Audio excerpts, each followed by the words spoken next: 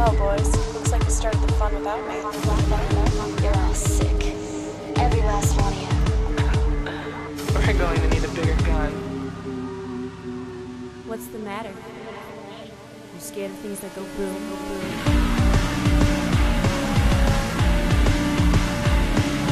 Give me one goddamn reason why I shouldn't blow your goddamn brains all over that goddamn wall. This is a Revelation Revolution. My name is Eric, and I am here with fellow Rob Zombie fan, Michael Kester. Yeah, that is me. Always me. In an episode of films we cover, so we won't have to talk about The Holy Mountain here on Double Feature. Which may be the first return to acid trip films since Altered States. Yeah, which is weird because I have a soft spot in my heart for acid trip films, Eric. Well, that's changed a lot since Altered States. I'm really excited to get into that. But we can't talk about that yet. No. Because this is a pretty fucked up moment for us. This is a terrifying moment. Let's talk about Kickstarter for maybe the last time ever. All you may right. be hearing the sound of my voice for the last time ever. I don't really know. Yeah. This is actually the last time to go to kickstarter.doublefeatureshow.com. Right. We I mean, I feel like if I'm ever just going to put it out there, I have to do it now. Mm-hmm. If we don't fund this, we have to stop recording. Yeah. That's what happens. That's basically it, right? I mean, I wish I could. I'm going to come on here and I'm going to try and be optimistic today, Sure. but I'm also going to be honest. Right. I am terrified and Me too. and an emotional time bomb, which will make today's show very exciting. Absolutely. And the thing that's also particularly weird and creepy about the moments we're recording right now is that we don't know if the Kickstarter has been funded. Yeah, isn't that crazy? We're recording this a little bit ahead of time, and so it's possible that we're sitting here terrified. You're listening to the voices of two terrified podcast hosts who in the real world, in real time, are happily and relaxedly sitting there ecstatic that Double Feature gets to come back for another year. I'm glad you can be the glass half full because I think about a potential future where there is no actual future, and it mortifies me. Pause this recording and go see how we're doing. We don't even know in the time we're recording. I'll cop to it. I thought I would be too emotional to record in the actual last moments of our Kickstarter. Yeah. I imagine what I'm actually doing right now is sitting somewhere clicking refresh, sobbing quietly. That's what you do. To myself, loudly to myself. My neighbors are filing complaints. That's what you do with Kickstarter. Anyways, that is what you do. You warned me what I was in for, but we have a chance to keep doing the show. I want to fucking do it. If you have, if you're listening to this right now, which you clearly are, pause the recording, go see how we're doing. Kickstarter.doublefeatureshow.com. And I'm gonna do you one even bolder than the things that are coming out of my mouth right now.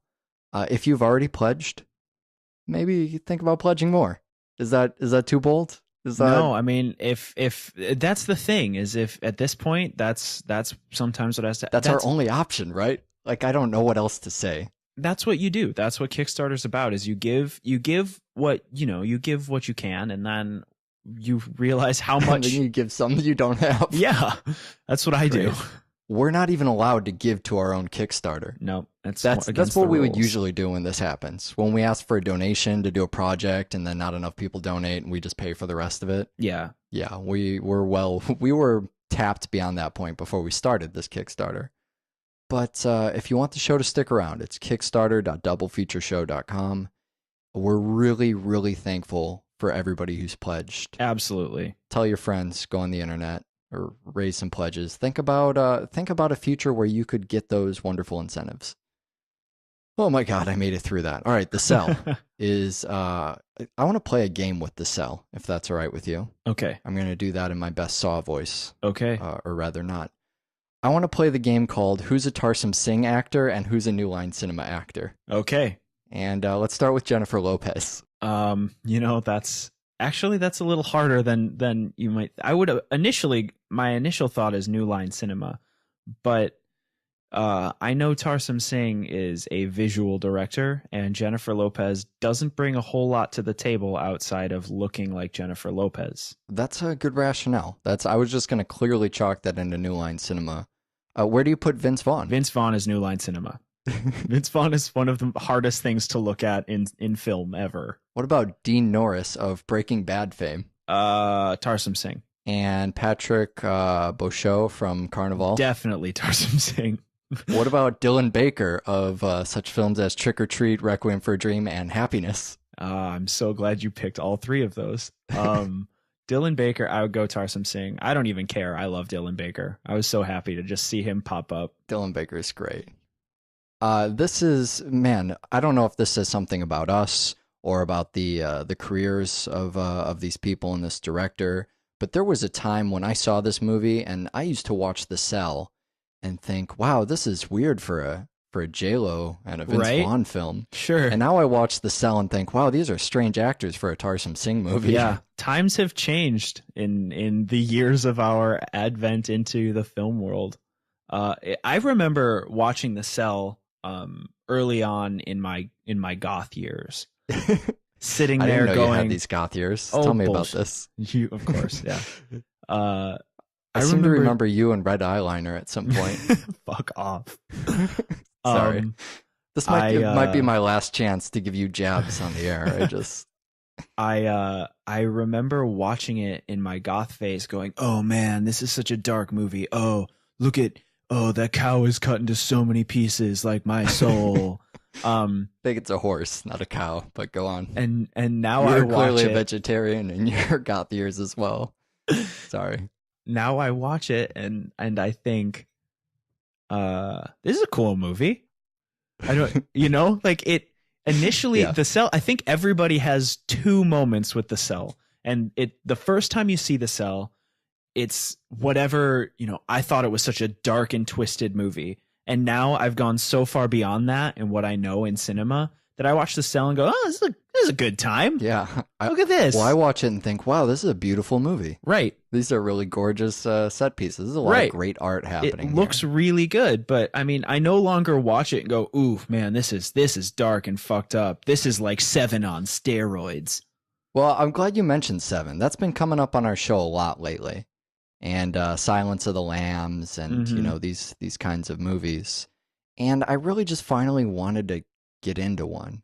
I think that there's certainly those visual elements of The Cell, and then there's also when they're in a fucking helicopter flying to the desolate field in the final act, you kind of forget that you're not just watching Seven. Right. Oh, yeah. But we see another killer, not entirely unlike we were just talking about. I fucking told you with those doll heads that was a thing. And then I struggled in my mind to think, where have we seen killers obsessed with dolls and mannequins and stuff? Sure enough, that's what Double Feature will do to you. The killer I love in this movie using the old parking garage late at night when you accidentally run over an albino dog trick. Yeah. Rather clever. But I mean, I'll admit to it too. It has these kind of Marilyn Manson visuals. Yeah. Sure. It's honestly why I saw it when it came out. It was 13 fucking years ago, and I was into mechanical animals, and Trent Reznor was doing a bunch of stuff with Marilyn Manson. Right. And this shared a look and a feel with, Antichrist Superstar music videos that at the time I couldn't put my finger on. Right. So it's exciting to watch it now and sort of know why that's happening. Yeah. Well, it's interesting because I think that kind of plays into the way I saw it too, is I saw it in my dark gothy phase. And yeah, I'm seeing it having drawn from Marilyn Manson and having these really dark overtones, but in the same way that maybe The Matrix has the dark overtones. Right. Yeah, I could see that. But what's fascinating about it is you and I sit there and we caught it on the surface level of, yeah, this is dark. And now you go back and you watch it again and you go, oh, this is all based on stuff. Yeah, sure. And that stuff that I thought was like this was based on that stuff. And instead of going, Marilyn Manson is dark, and so dark things look like this and The Cell, right? You have to backtrack another 50 years to find the beginnings of your gothic roots. Sure. You see the, I guess, the common inspiration for those things. It becomes also one of those oddities where, you know, people cover Tears for Fears Mad World, and then people cover the cover of Tears for Right. Fears Mad World, and now we don't even know who did the original fucking Mad World. You'll find out that Mad World was actually a hymn from the 1900s. Right. Well, you hear the Tears for Fears version, you go, holy crap, somebody put a beat behind Mad World. Right. Right. Yeah, you get kind of lost in that. I mean, it's good news, though. It means you don't necessarily get lost over time. Sometimes you can find a lot of those common roots. So before we get too lost in the visuals, we both watched the regular cut of this film. Which is very unlike double feature. It is, but the director's cut is kind of fucking hard to find. Yeah, it's really hard. I was looking for it because I had read that there was a direct. Whenever we do films, I go on the Wikipedia and Sure. I look at how long Is they there are. a director's cut? Yeah, no, that's actually what you do is write down how much time it is. I go on Wikipedia and I go, how long is the cell? And I go, oh, sweet, 94 minutes. Oh my God, really? There's a 110-minute version. Yep. Ugh, I have to find a 110-minute version of the cell. Sure. Right. But then you can't find it, and then you have this bittersweet moment of, well, it's shorter, but it's not the movie. Yeah, this is I can give you right now, this is one of the most disappointing when you find out what the director's cut is and realize you haven't seen it. It's one of the most disappointing moments. Yeah. The difference between the director's cut and the regular cut is that the regular cut basically takes out all the masturbation. Yeah. Now I know what you're thinking. You're thinking there's masturbation in the cell? Well, you wouldn't know that if you've seen the regular cut. It's probably most interesting during the suspension scenes. Right. So there's this killer, and in the regular one, you just see him randomly suspend himself in the air and then start shaking uncontrollably. Right. Well, what you don't know is a foot below him is this corpse, and he is masturbating feverishly onto it. Right. But what's so bizarre about taking that out of the film is that it makes more sense that way. You think so? Are you kidding me? To know that he's suspending over this and sexually fetishizing these women, to cut it out that dry, it explains so much more of sometimes he likes to bleach women after he's drowned them and then hang over them, and then he's like, cool, and throws them in a dumpster. Oh, right. I thought right. No, I thought you meant the opposite. Oh, no. I was like, yeah, the masturbation is clearly a missing component. Sure. Here. There's a step question mark in here somewhere. Yeah. And you're going, well, wait a second. Why does he starts shaking and then throws them out? That's kind of an odd thing. Right. Oh, masturbation does make sense here, which is the first time that, suspending yourself by piercings and masturbating onto a corpse has helped give some semblance to what's going on. So Jennifer Lopez character enters his head, and that's when the hour-long Marilyn Manson video begins. Right. Tarsem Singh has done a couple other movies we actually sort of considered putting on Right. with Valhalla Rising, but the pair was just too obvious or obnoxious. Right. Or the cell just wound up here. Yeah. He did The Fall and Immortals, Right. and I think he did Second Unit on Benjamin Button as well. I've seen one of those. Time to get back to that queue, man. I know. That's on there. Immortals is on my Netflix queue. Yeah, I haven't seen that either. Well, that's exciting. We get to go watch more Tarsem Singh movies. I think it's probably oversimplifying his work by saying he makes music videos.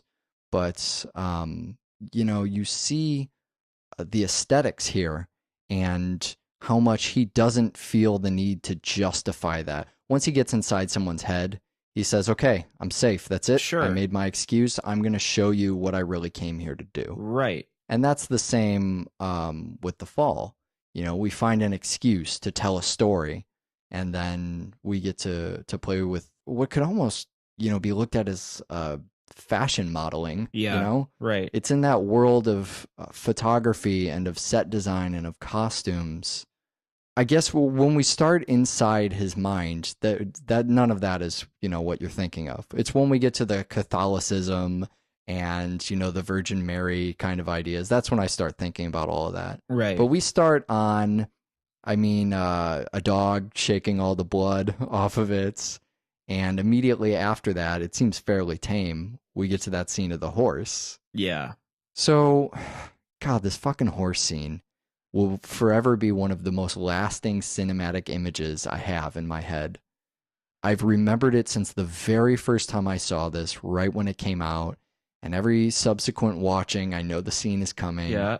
And I think about it when we're watching Final Destination, all I could think of was that fucking horse scene. There's a ticking clock that I forget about, and it abruptly stops, and I never remember it counting backwards either.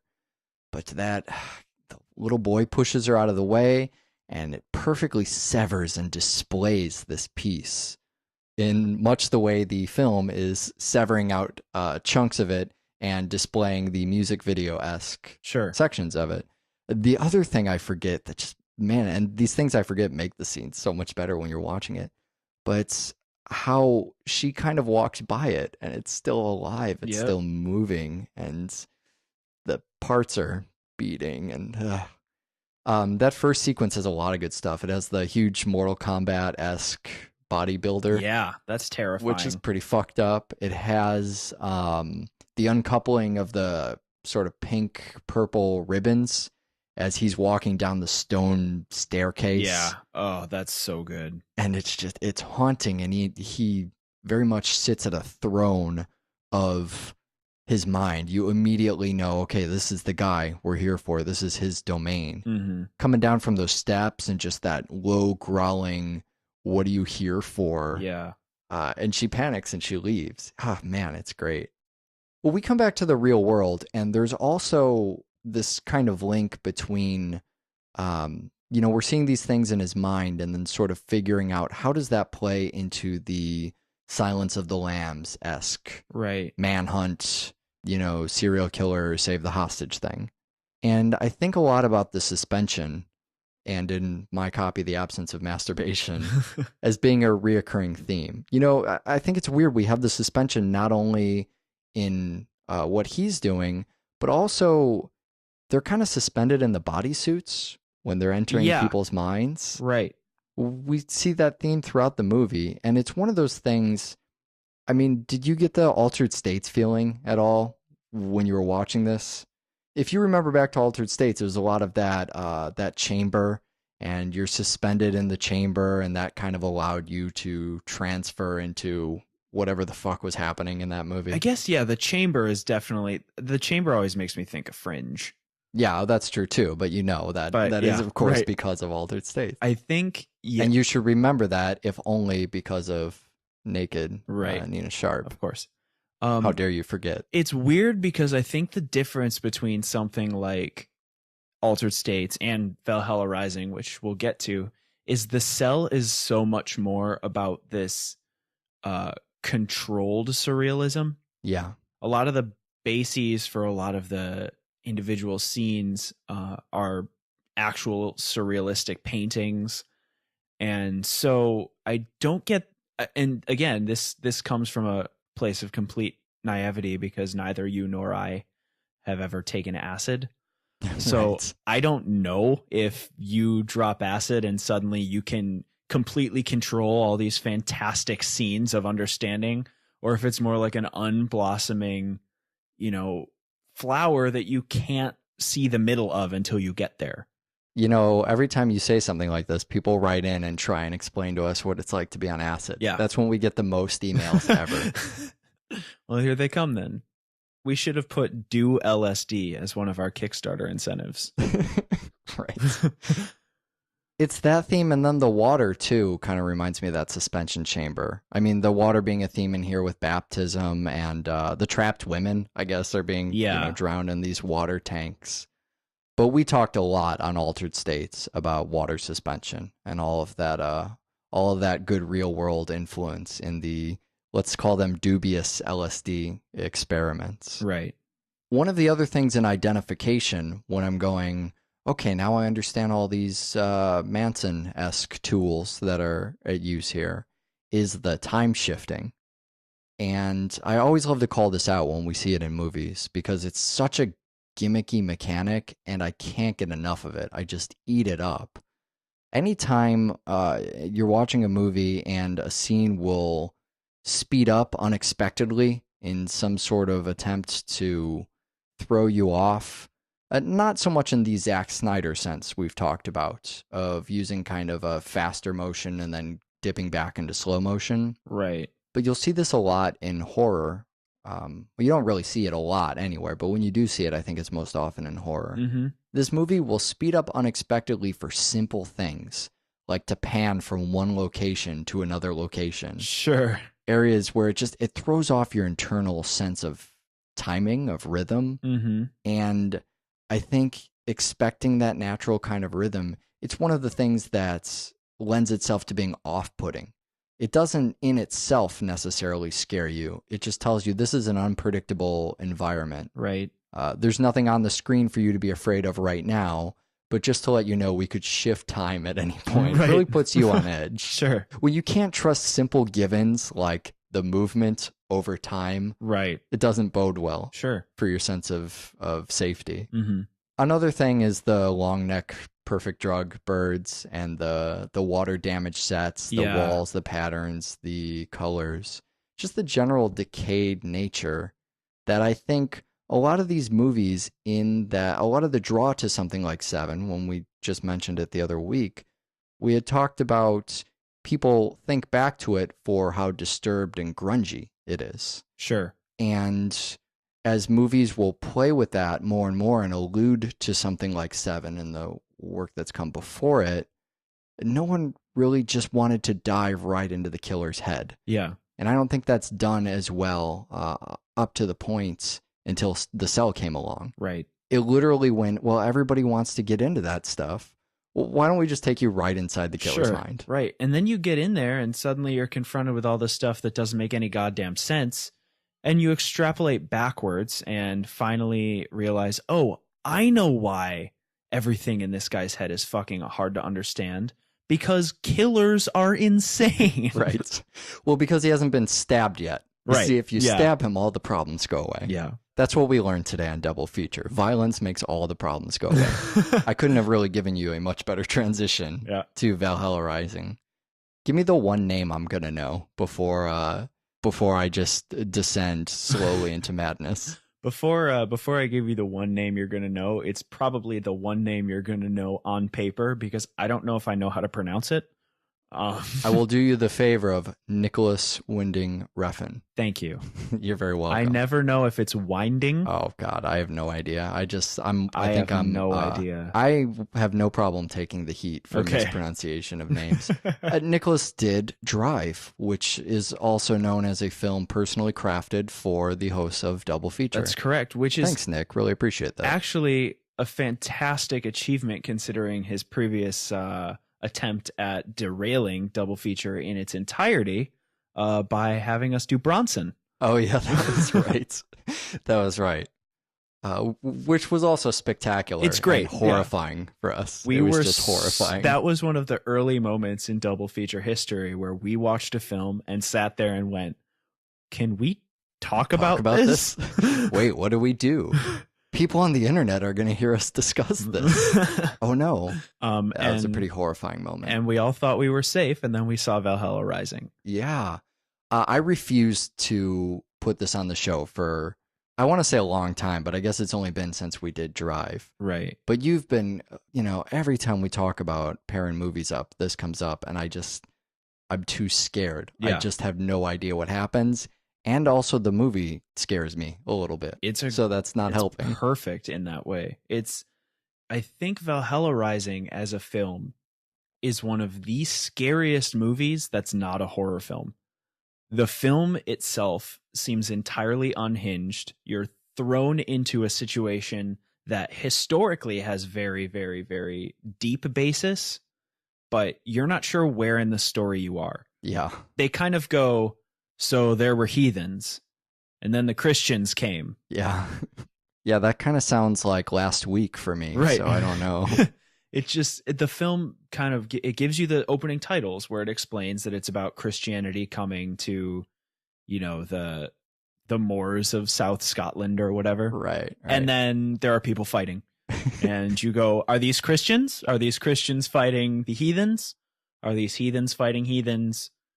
That guy has one eye. Right. Oh, good. You're never going to explain anything. Well, I'm going to try a new trick in my ongoing quest for accessibility. Sure. I'm going to call this the lazy phone a friend. I just want to cheat off your paper. Please explain Valhalla Rising to me. So basically, in a nutshell, the story, the plot of Valhalla Rising, which is probably secondary, if not tertiary, is that there's this guy who eventually is named One Eye, and he's a fierce fighter, but he's also basically a killer. He's a monster of a human being. He follows you until it behooves him to slit your throat and walk in the other direction. So as a heathen, he is still feared and hated by heathens. So they entrap him and have him fight them because that's sport. That's their enjoyment, and they like seeing if their warriors are strong enough and whatever. Now, heathen doesn't have the same context as perhaps our day-to-day lives here. Right. Because heathen in my mind means, atheist or woman who will sleep with me. Right. But heathen in this context probably just means, well, honestly, probably just means not part of the Crusades. Yeah, it's a non-Christian polytheistic person. Sure. And so in this sort of mythology, you could literally be from hell Right. and also be a heathen. correct. Great. So this film unfolds. We have this character who never speaks, and so we never get inside his head unless we're inside his head the whole time. Yeah. Right. And so the one thing that becomes the crux of One Eye as a character is when the chieftain is describing why he never loses. And he says he never loses because he lives on hate or feeds on hate or fights because of hate. Sure. And so we get that kind of brief glimpse into the character of One Eye, and then we get nothing until the very end of the film. Did you just say glimpse into the character of One Eye? That's the thing you just said? I'm sorry. No, it's fine. Go ahead. And so while we're kind of unpacking who is clearly a very complex character, the film is not pretending that this guy just fights and haha, that's badass. Yeah. He runs afoul of some Christians, and they take him on as a warrior in a conquest to retake Jerusalem for the Christians. So that's another interesting turn in the film for me, because you get these Christians who you're kind of told, and you never see anything of heathens other than wanton bloody battle. Uh-huh. So it's easy to go, these guys are a little bit nuts, let's get away from them. And then you have these Christians, and they speak to each other, and they're wearing clothes, and Right. they have an agenda. And so it's easy for me as a viewer to take that and go, okay, these guys know what they're doing. Let's at least put this lost character on a path. Yeah, right. So that's what ostensibly the film does, is it sticks them on. I love that the group of Christians, by the way, are a novelty for you. Yeah. Not to make this suddenly a show about atheism, but you talk about them like when we were talking about Troll Hunter. Yeah. And then they came along some trolls. And then, oh, look, they found some Christians. What interesting creatures. Yeah, well, that's kind of what happens. And they all hop on their God boat, and Wow. they set sail for Jerusalem. This moment in the film for me, when they're on the boat, I don't know if it happens for you, but I feel so sick. Yeah, The way it looks, absolutely. it's all foggy. Everybody's miserable. Yep. You hear the quiet lapping of water. I'm sitting there just going, can you fucking paddle or something? Can we make this any Talk to each other. faster? Not just starve on a boat and get arrowed. Right. Well, that's the worst. As soon as the arrow comes. Yeah. It's just, oh, there's no hope. Everyone just please kill yourself now. Well, and that's the thing that happens, right? Is you get the arrow. You get what's interesting to me as a resident of the United States of America is to see how much Jerusalem looks like the American East Coast. They finally come to what is supposed to be Jerusalem, and you discover that, whoops, they found America. And immediately following that, we find out that the leader of the Christians is a crazy person. Sure. And he misled all these people to come to wherever he thought he was going. And now he's going to start New Jerusalem and everything's going to be great. In the meantime, it's a group of men, all men, who have discovered a completely uncharted nation. Sure. And he's sitting there going, when they bring women, I will start New Jerusalem. Nobody knows where the fuck they are. Right. This is, Right. and it's set, that's when the chapter marker hell comes across, right? Yeah. When they find America, and it looks beautiful because it's, Nicholas Refn's work. It looks gorgeous, and you're sitting there going, drink the water, eat the fruit, everything is fine. Right. You're going to live out your days as fat, haughty gentlemen. But instead they all drink from the acid jug. Sure. It's this moment of solidarity in the film where the whole team of men kind of drink this water and go on an acid trip. And everybody kind of does different things, and some of it's a lot weirder than others. But I think what's happening there is we get this bizarre look into each character, but also what we understand is there's a certain reality to a film that has people do drugs. And I know this is kind of heady to talk about, but if you think about, have you seen the Imaginarium of Dr. Parnassus? I haven't, no. Alice in Wonderland, better example. Yeah, I'm not allowed to see Terry Gilliam Sure. movies because of our show. We've been banned. Alice in Wonderland, if Alice in the middle of Wonderland started, dropping acid and going on a real acid trip, I'm pretty sure that's what happens in Alice in Wonderland. suddenly Wonderland becomes a realer place because you can trip in Wonderland. Oh, I see what you're saying, right. And so to give all these people... So seeing these men take acid... Right. Suddenly it goes... It grounds the film in a strange way. It suddenly goes, okay, we've been talking a lot about going to hell and this man being a demon and all this stuff, but no, this is... visions. Right. Yeah. This is the real world. And in the real world, you can go on an acid trip and you can have all this shit. Sure. But when they come out of it, they're in America before it's America and they're fucked. Right.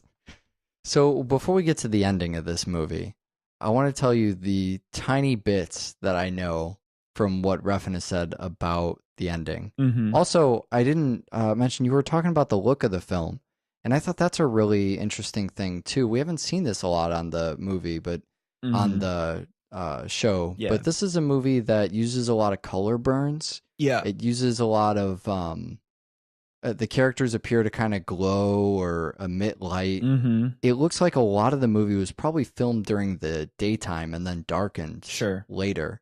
It's a little bit different technique than Day for Night, which we talked about on 28 Weeks Later. Mm-hmm. But an interesting technique all the same, just makes the movie look completely different than when you shot it. Sure. Also, a lot of the backgrounds are really lit where the characters are not. Mm-hmm. So I think that's something that throws you off too, is seeing everything in silhouettes or, with very few high whites. Right. Makes everything kind of feel otherworldly. Brings that sort of darkness to it. It's a very damned, very bleak look for the movie, which is also upsetting while I'm trying to understand it. Well, and it's a weird way to look at a film about a group of men who discover a country. They discover an entire world. Sure. And instead of everybody's idea of Columbus discovers the new world and aha, America was born, turns out how many other people discovered the new world? Yeah, right. How many other people got shipwrecked going somewhere else and died on the coasts of America? Well, so when you say discovered another world, I'm starting to think, oh, we're bringing an idea together toward the end of the film. Things are starting to make sense. And then remembering the actual end of the film, which I want to talk to you about a little bit. But all I knew coming into Valhalla Rising after the first time I saw it and tried to make sense of it is that the original ending had a spaceship in it. Yeah. Which You told me that. Talking about the plot, the director is always comparing it to an acid trip. He says he has no knowledge or even interest in Vikings, and that was kind of a means to an end. So much so that he actually had someone else write the Norse mythology portion of the film. Sure. And he wrote the acid portion and then wanted a UFO at the end of the movie. You told me this, but I totally agree. You said that he thought a UFO would make the film too easy. Yeah, right. Right. And I mean, I kind of see where he's coming from. I totally agree. Because what the film is kind of going for the entire time is this idea that the world has existed. I mean, that everything has existed so much longer than we give it credit for. Oh, that's definitely something you could take away from it. I didn't even think of that. And especially to compare it. And so that's what's so interesting about it is you're taking this heathenism, right? This polytheistic religion who believes in all these different gods and whatever, and you're singularizing it into Christianity. Christianity is gobbling up all these different unknown truths and made up bullshit. But what's another thing that you and I specifically dislike about Christianity? I don't know what you're talking about. It eliminates history. Sure. Dinosaurs are fossils that God put here to test our faith. Well, and let's not even approach the subject of the historical Jesus. Right. When we talked on The God Who Wasn't There, I think that was called. The whole film kind of goes, Christianity is coming to gobble up these natural truths. Right. Something like, there is more world than we understand, or UFOs. You know, the kind of thing where we're sitting here in 2013 going, yeah, spaceship, that'll probably look kind of like an airplane, but it'll be round. Right. But what we never think is that's what it would look like back in 10,000 BC as well. Sure. Because UFOs could be a thing that have been around that long. You know what? Right. I feel like I'm rambling, and I think you do border into conspiracy territory for a second, but hold on, let me stop you there before we get any deeper into this, because I think I hear what you're saying. Yeah. So in a universe where let's take for a moment that perhaps aliens have visited Earth. Sure. Which I don't believe is a hypothesis you're behind. Am I wrong? Yeah, I don't believe that. Okay, so aliens probably haven't visited Earth, but you're saying our concept we have right now, the popular concept of what if they had visited Earth? Wouldn't that be weird? Mm-hmm. We envision the way that looks. Again, probably not something that has happened. Right. But we envision the way it looks, shiny metal saucer, here and now in today's modern society. And then we try and think about shiny metal saucer back during the Crusades, because aliens with their far advanced hypothetical technology would still be far advanced back then. Right. And it seems insane, more so insane than right now. And yeah, I absolutely follow you. And then the whole idea is that Christianity is trying to quash this knowledge of a planet that existed before Christianity. Right. And then after all of that kind of happens and we get the Christian characters, we get the weird bit, the thing about the singularity of the Trinity, where the son goes back to be with his father, who is probably already dead. And there's that whole weird thing where the Trinity is now, you know, been born in the United States before they're the United States. Mm-hmm. We finally get this moment that ends the film in a way that you and I would almost classify as a fuck you ending. We get One Eye and the child who are kind of standing, they discover the ocean, they know which direction is home. And they turn around and they discover that this new world already has inhabitants, and that new world is just as against being made Christian as the heathens were against the Christians. Sure. That new world is against accepting the heathens who are, you know, not Christian, but it's just this thing about resistant to change based on the planet you live on. Sure. The world you're a part of. Right.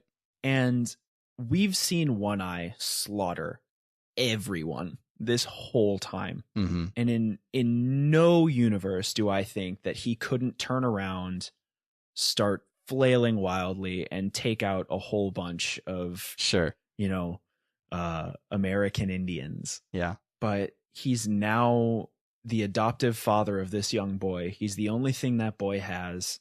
He wants that boy to live well, and suddenly he doesn't live on hate anymore. Right. He's unable to fight the way he knows how to fight. So he knows the only way for that boy's well-being to be preserved is to walk up to there, let them beat the shit out of him, and they will realize, oh, these people aren't a threat. Yeah, sure. And let the little kid live. And then, you know, probably die. Right. What do you make then of the sort of vision of being beaten to death, but then also of walking away into the water? We get this thing that gets kind of brought up throughout the course of the film where people keep asking One Eye what he sees and what he saw and his visions and that whole idea. Mm-hmm. And I think that the basic thing there is that we're supposed to be seeing a character who is, obviously of limited vision. Uh-huh. And that's something that's compounded by the fact that he's never had a path. He's never been on a road. Sure. Because we never see these end game visions until he's set on the course to America. Right. I don't really have a direct answer for why he sees the vivid image of him dying, but I do think he knows that the path he's taking is the one that's going to lead to his end. And we get the title, which is Valhalla Rising. And I don't know if you're familiar with the Of Norse course not. mythos of Valhalla is basically Viking heaven, Uh-huh. but you don't go there unless you die in battle. Sure. Well, and then also the title of sacrifice. Right. I do think it's interesting, though, now that you kind of pointed out, that he sees these visions the entire time and sort of winds up in these places. And then in the end moment, we get what you might consider a vision if it weren't for the fact that it was plain as day. Right. It doesn't use the same visual techniques Sure. as the rest of the movie. Sure. And that is the one that perhaps is betrayed. Sure. This could be something, a kind of inevitability he's seeing in a certain sense and chooses to make the sacrifice Right. himself rather than letting it play out the way it does. Right. Well, and also the idea then of death not in battle, not going to Valhalla, is that your soul is trapped where you die. Sure. And so to get him walking into the river there is to kind of go, well, America, you may not know the story of One Eye discovering your country, but he lives, he lives in the veins of America. To maybe even say that the first martyr in America was a non-violent one. I think that's blasphemy. To say nothing, actually, of your exercise in religious relativism practiced in the interpretation of Valhalla Rising. Oh, well, thank you. We have a Kickstarter, kickstarter.doublefeatureshow.com. And we made it through that whole show, and I didn't cry once. That didn't get edited. Right. I was just gonna say you edited the tears out of the recording. I'm glad we got through the show. Honestly, I didn't know how this was gonna go, and we actually put together an okay show despite my emotional turmoil. Oh my god, so heavy. We still have a Kickstarter. Go there right now. Honestly, we just fucking love talking to you guys, and we don't want to stop doing that. Given that the future is really uncertain for the first time ever, we don't know what's going to be on the show next week. We don't know if the show is going to keep going. We just kickstarter.doublefeatureshow.com. That's all I got. Yeah. So what? Watch more fucking film? Well, boys, looks like you started the fun without me. You're all sick. Every last one of you. We're going to need a bigger gun. What's the matter? You scared of things that go boom, boom?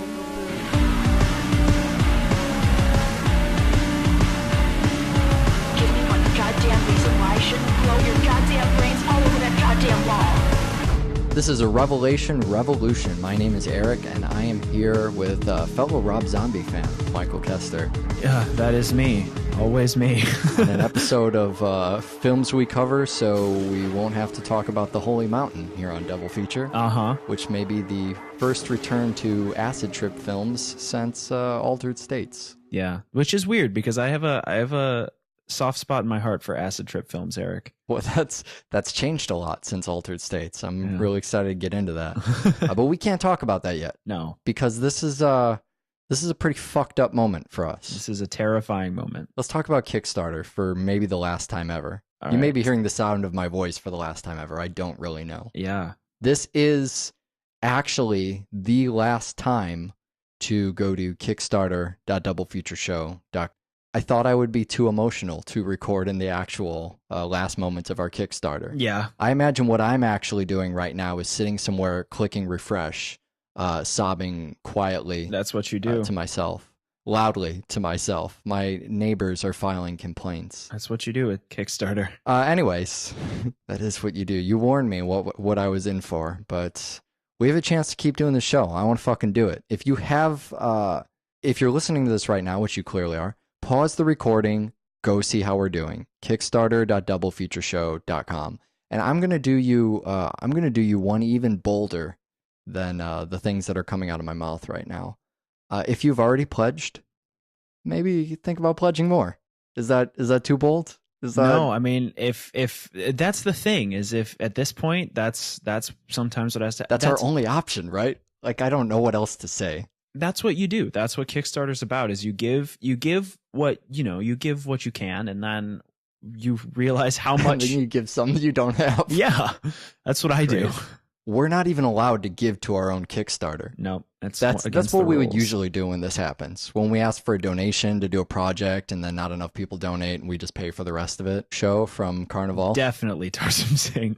What about Dylan Baker of such films as Trick or Treat, Requiem for a Dream, and Happiness? I'm so glad you picked all three of those. Dylan Baker, I would go Tarsum Singh. I don't even care. I love Dylan Baker. I was so happy to just see him pop up. Dylan Baker is great. This is, man, I don't know if this says something about us or about the careers of these people and this director, but there was a time when I saw this movie and I used to watch The Cell and think, wow, this is weird for a J-Lo and a Vince Vaughn film. Sure. And now I watch The Cell and think, wow, these are strange actors for a Tarsum Singh movie. Yeah, times have changed in the years of our advent into the film world.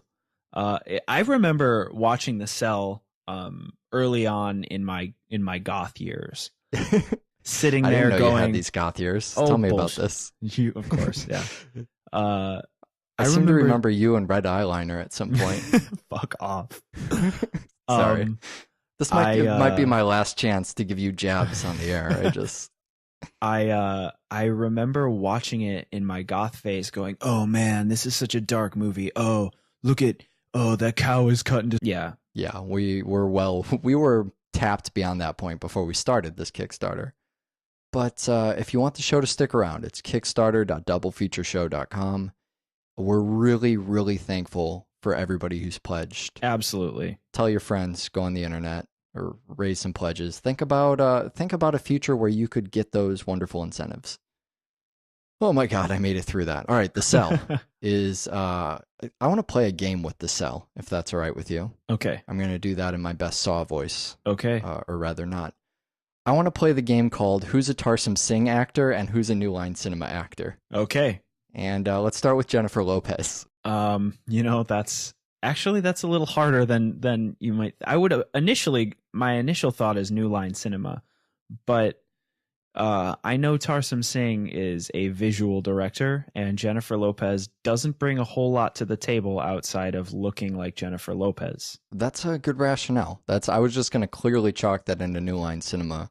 Where do you put Vince Vaughn? Vince Vaughn is New Line Cinema. Vince Vaughn is one of the hardest things to look at in film ever. What about Dean Norris of Breaking Bad fame? Tarsum Singh. And Patrick Beauchamp. Right.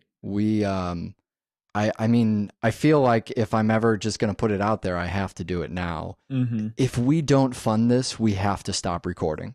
Yeah, that's what happens. That's basically it, right? I mean, I wish I could. I'm going to come on here and I'm going to try and be optimistic today, sure. But I'm also going to be honest. Right. I am terrified. And me too. And an emotional time bomb, which will make today's show very exciting. Absolutely. And the thing that's also particularly weird and creepy about the moments we're recording right now is that we don't know if the Kickstarter has been funded. Yeah, isn't that crazy? We're recording this a little bit ahead of time, and so it's possible that we're sitting here terrified. You're listening to the voices of two terrified podcast hosts who in the real world, in real time, are happily and relaxedly sitting there ecstatic that Double Feature gets to come back for another year. I'm glad you can be the glass half full because I I think about a potential future where there is no actual future, and it mortifies me. Pause this recording and go see how we're doing. We don't even know in the time we're recording. I'll cop to it.